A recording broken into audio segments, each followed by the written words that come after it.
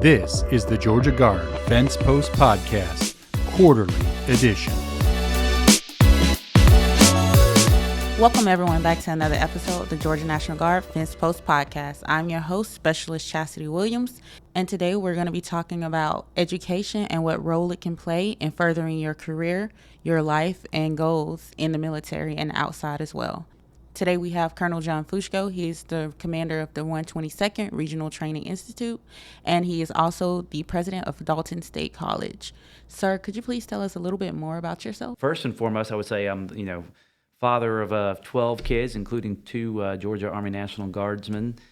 So one of our sons and one of our daughters is a part of the Guard. So that's probably one of the most important things that I do. Also serve as the president of Dalton State College.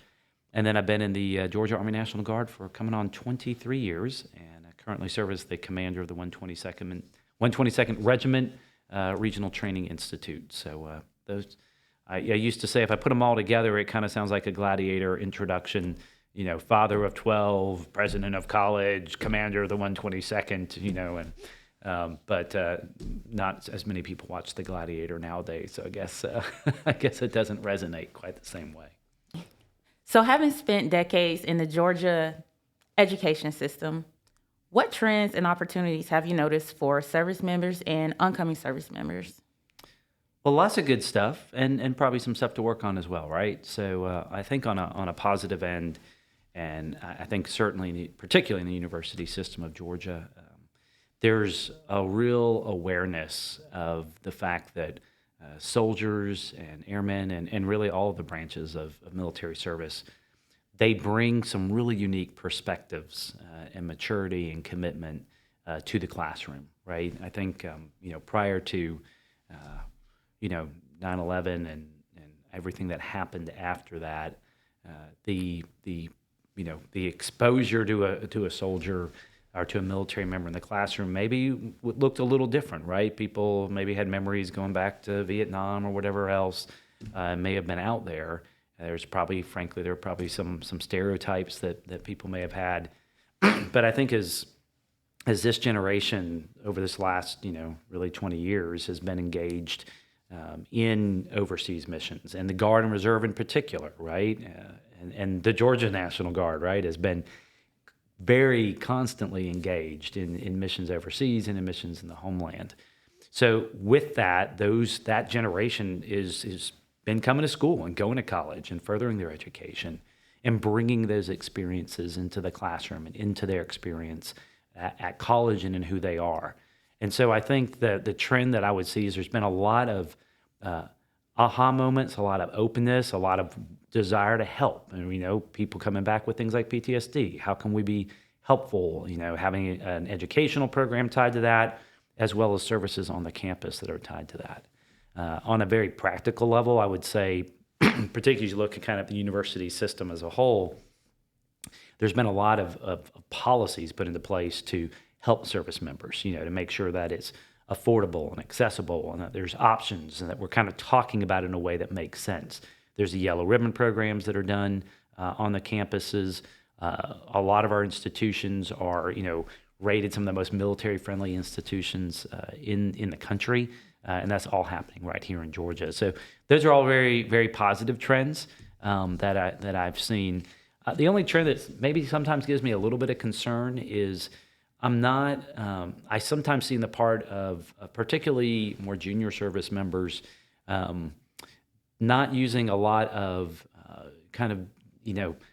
thought around where they choose to pursue their education. I think sometimes maybe because they think something is the most convenient or it's the easy answer right in front of you, and they'll say, "Well, I'm gonna go to this school," right? But they're not checking, what does it cost, and what are the employment rates afterwards, and what are the graduation rates at the school? Like, is this really going to help transform them, their life, their family's life, which a college education can do just in the same way that military service does, right? It's a transformational experience, and it's something that they're going to be devoting maybe 4 years of their life, maybe more to. Are they really putting in the time and effort and energy to research this and say, let me make the choice that makes the most sense for my future? So I think sometimes we tend to go with the thing that, well, this is easy to sign up for, so I'm going to go with it. I think sometimes you gotta dig a little deeper on such a significant investment. And speaking of investments, when it comes to education, what is the importance of it, and how does it tie into military life? Yeah, it's so many levels. So I would tell you one of the things the Chancellor of the University System talks about, Chancellor Purdue, talks about the $1 million deal. Mm-hmm. And you say, well, what's that? We all want $1 million, right? The average additional income that a person with a 4-year degree will make here in Georgia is an extra $1 million. That's not an insignificant amount of money, right? And I think for a lot of us, I worked through school, my wife worked through school. A lot of us are in school because we want to provide for our families, and provide for ourselves, and improve our life, and be able to better serve others. I think there's deeper reasons to go to further your education and develop who you are as a person. And we could spend all day talking about those, and maybe we should. But I would say that in addition to kind of thinking through that monetary investment, it's also an investment in your military career. There's not a promotion out there that isn't at some level tied to a system of assessment, right? It's looking at how do you do. And, it can be, how'd you do on the Army Combat Fitness Test? How did you do on your individual weapons qualification? How did you do on your performance evaluations, on your NCOER, on your OER, on your fitness reports, and so on? But almost, in fact, every one of them that I'm aware of also looks at your military education and your civilian education. How does your military education differ from civilian education? Some ways they do, and some ways they don't, right? So I've been fortunate in the course of my career. 2 of my master's degrees are actually from military institutions. I have one from the U.S. Army War College, and I have one from the National Intelligence University. And so I kind of compare and contrast what was my experience there with, say, Command General Staff College, or say with my what they call at the time MIOBC Officer Basic course, now BOLIC. I think with all of them, there's actually a lot of crossover. So military is very focused on training, right? So we're teaching you how to do something. Your advanced military education, as well as your civilian education, is oftentimes teaching you how to think about something, how to communicate around something.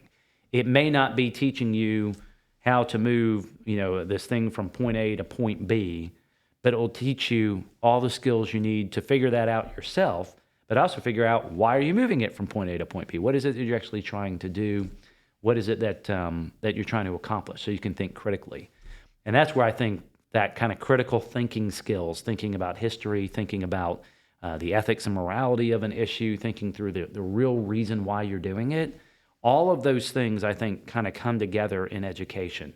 Good military education, good civilian education, they merge together to help people really become better leaders in the military as well as in the rest of their lives. Okay. So what roles and opportunities did education play in your career path? Well, many. Certainly as a college president, education is what we do, and we hopefully we practice what we preach. And so I started out, I got my undergrad at Kennesaw State. I did an MBA at Georgia State. I already mentioned the 2 master's degrees from the War College and the Intelligence University, and then a doctorate in education from the University of Georgia. One thing I like to kind of share about that is 4 of those 5 were paid for at some level by the Army. So my doctorate was paid for through the Forever GI Bill. My MBA was paid for largely through tuition assistance, and the War College and the Strategic Intelligence degree were actually, Army schools where the Army paid for all of it and paid to send me off to school, right? So it's been a huge part of growing as a person and growing as a leader. Very specifically in the military, for officers, you have to complete certain levels of education, right? You have to be, obviously you have to be qualified through your military education, but if you are in a spot where you're going to be competitive for more senior officer positions, the fact that you have a master's degree and the fact that you have a terminal degree is a factor that weighs in your favor. Is there a specific route for officers? There's a lot of routes for officers. I'm a little biased right now because, of course, I have the OCS under my command, so I love OCS. But I am an ROTC commissionee myself. Interestingly for me, I actually finished my ROTC while I was in graduate school. So I was a cadet while I was also a full-time employee for the state, married, kids, getting my MBA and earning my commission in the Guard. And I found that was an incredibly beneficial route. I think you really have to think through what is it that you can sustain, because they all produce quality officers. If you invest your time into that process, you invest your time into what you're being taught, you will come out a quality officer. It's really what tends to be the biggest issue, I think, for people isn't so much that as much as the fact that life can get in the way. And in the Guard, look, you've got multiple priorities. You've got your family, you've got work, you've got, civilian school. If you're an ROTC, you're enrolled, right? You're in an undergraduate, you're in a master's program. And now you've got this fourth thing on top of it, right? You've got your Guard duty, you've got this officer training that you're pursuing. So I think you've got to figure out what makes sense for you. ROTC tends to be a 4-year, or at least a 2-year process. If you're prior service, you can come in and sign up for your last 2 years of ROTC. And so that kind of works. But if if you've already got your undergraduate degree, you've already got maybe a graduate degree, does it make a whole lot of sense to go back for another degree just to do ROTC? Probably not. It probably makes more sense to do OCS. So you just got to kind of do the one that you can finish. That definitely makes sense. Yeah. Trying to help balance out that workload, school, home, That's family, right. social, etc. All the above. With the rise of debt, as well as, cost of living and cost of education, are there any programs or scholarships out there for students and those looking to get back into, school? Yeah, absolutely. So first off, I would share, if you're a member of the Georgia Guard, doesn't matter if you live in Georgia, don't live in Georgia, just move to Georgia. You're a member of the Georgia Guard, you can go to any university system of Georgia institution and you pay in-state tuition. And in-state tuition is incredibly affordable. I'll share you my school. Full-time tuition and fees is $1,962 a semester. That means you can get a 4-year degree for under $16,000. Think about that, right?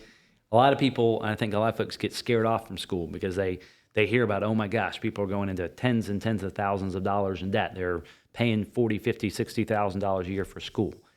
If you're doing that as a member of the Georgia Guard, you're probably not, you're doing something wrong, right? You're not living right at that point.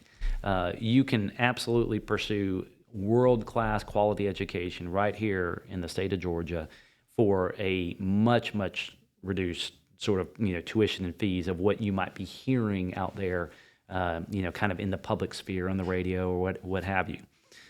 So I would say, first off, take advantage of the resources we have in the state and university system as well as in the technical college system of Georgia.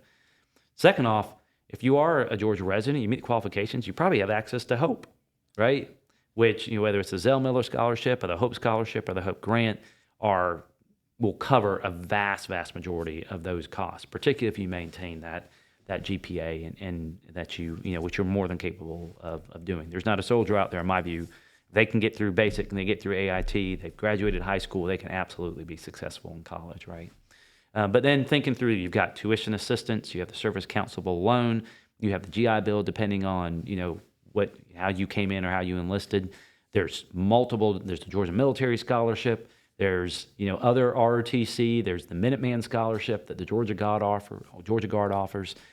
If you're going to school as a Georgia Guardsman and you're shelling out thousands of dollars a semester or even a year, my guess is you're probably doing something wrong because there's so many options out there that are available that if you're planning to continue your service and you're willing to do that, you can absolutely make it work. Majority of us probably have heard of the service cancelable loan, but I've never heard of the Minuteman Scholarship. So Can you tell us a little bit more about both? Yeah, so the service counselable loan, of course, is as I understand, is kind of tied as a last dollar sort of if you don't have other aid, right? So it's the point isn't to have you borrow a bunch of money. The point is, when you've got some stuff that isn't being covered and now you need to borrow to cover the rest, you're eligible for that service counselable loan, which basically means you borrow the money as long as you stay in school and you maintain your Guard commitment over a period of time. That loan is essentially paid off on your behalf. You're not making payments on that loan, which is a great program. The Minuteman Scholarship is a scholarship for enlisted National Guard soldiers. I believe it's available for airmen as well, but it's for those who would be, for example, in a college program, going through. They've applied to become a part of ROTC. They're transitioning over to become an ROTC cadet, and they get paid. I think it's $5,000 a semester that is available for that. That can go towards their tuition, their fees, their room and board, their books, whatever it is that they need.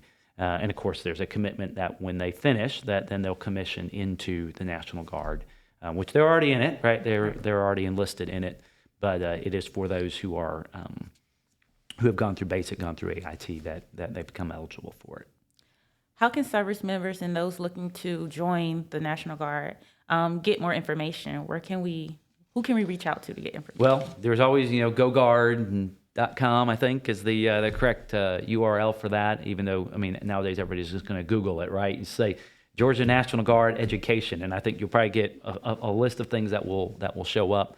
But our recruiting and retention battalion, any of our National Guard recruiters, Army or Air, they know this stuff inside and out. This is their bread and butter. This is kind of what they do, just like artillery soldier knows how to operate an artillery piece. I think our recruiting retention soldiers, this is their equivalent of their crew-served weapon. This is the equivalent of their artillery rounds, is being able to explain and facilitate people who want to join the Guard, making sure that they get those educational benefits. One of the things that sets us apart as a military is the fact that we, whether it's our junior enlisted, it's our NCOs, it's our officers, all of them, the U.S. military has recognized for a long time, we're going to be more effective at fighting and winning the nation's wars and protecting the homeland if we have an educated members of our military at all levels. Maybe once upon a time there was this thought of, well, the officers go get their education and our soldiers and NCOs, they just need to take orders. That went the way of the dodo bird many decades ago, right? Because we've learned that to effectively fight in a war, we need everybody to be thinking. We need everybody kind of taking themselves to the full point of where they can be, which means we need everybody educated in that program, and they've invested in it. So once again, if you're in the Guard or you're thinking about joining the Guard and you're interested in it partially because of the educational benefits, I'm here to tell you they are legion. They are many. And our R&R folks are probably some of the best folks to help you take advantage of that. We, of course, have an educational services office within the Georgia Guard that once you're in, it will be a big part of helping to facilitate that as well. So what can leaders do to make soldiers and airmen aware? Yeah, so I'll get on my soapbox for a minute. I think there's a couple of things. First off, I think invite University System of Georgia, invite technical college system institutions to come speak to your units. Some of there are some, other educational entities out there from outside the state, and I'm not knocking anybody from outside the state, but I'm a Georgian. I'm a proud Georgian, and I'd kind of love it if you went to a Georgia school. And I would tell you, though, sometimes the schools outside the state, you see them having a presence at a drill weekend. We've got great USG institutions and technical college system institutions all around the state of Georgia. They're close to every armory probably that we have out there in the inventory. Invite those folks to come talk to the soldiers or the airmen on a given weekend. I think that's one really easy thing to do. I'm going to tell you about the little harder thing to do, but it's the most rewarding, and that's counseling, right? So as leaders, we ought to be counseling our soldiers, counseling our subordinates, right? And that starts at the top and it works all the way down. And one of the things that I do going through this process of sitting down and saying, all right, what's your plan? What's your 20-year plan? What's your educational plan? What's your military educational plan? What's the life plan? How does this figure in with, everything else you've got going on, right? Maybe we shouldn't plan for you to go off to graduate school or get your undergrad when you're focused on, teaching your kids' little league team. Like that, maybe we need to think through all of those timing pieces, right? But I think leaders have a responsibility to sit down with their subordinates, with their officers, with their soldiers, and have those conversations throughout the unit and help them think through it. I've been there, I've done that. Let me now help somebody else get there and do that, right? I think if they do that and it's just basic leading as an officer, leading as an NCO, beautiful things will happen. So what piece of advice would you give junior soldiers and airmen? You can do it. You belong here. You belong in college. It will pay off in the long run. But as I said at the beginning, you're worth putting the time and the resources into really thinking about, where do I want to go? Don't go for the easiest thing out there. Don't go for, well, this seems like this is super flexible and I don't have to do a whole bunch of, no, go for what's going to challenge you a little bit, right? If sometimes we do this thing where somebody's given us something, we tend to spend less time looking at it than if we're paying for it ourselves. Even if the military is paying for your civilian education, pretend like you're paying for it. So would you go spend $5,000 a year, $10,000 a year on something and not really research it and not really figure out if it's the right answer for you based on what you want to do? No. Probably wouldn't do that, right? Got to think long term. Got to think long term. So do the same thing when it comes to your education. It's an investment in you in a way that almost nothing else that you do will be. Me personally, I'm looking to get back into school, and I know what I want to do. It transfers from the military to the civilian side, Yep. which is public affairs. Yep. Now, if someone is in my position or a similar position, what's their first step? I would say my first step would be, what is it I'm looking to be able to do in terms of my time? Like, are you wanting to go to school full time, or you want to go to school part time? You want to go to school in the evening?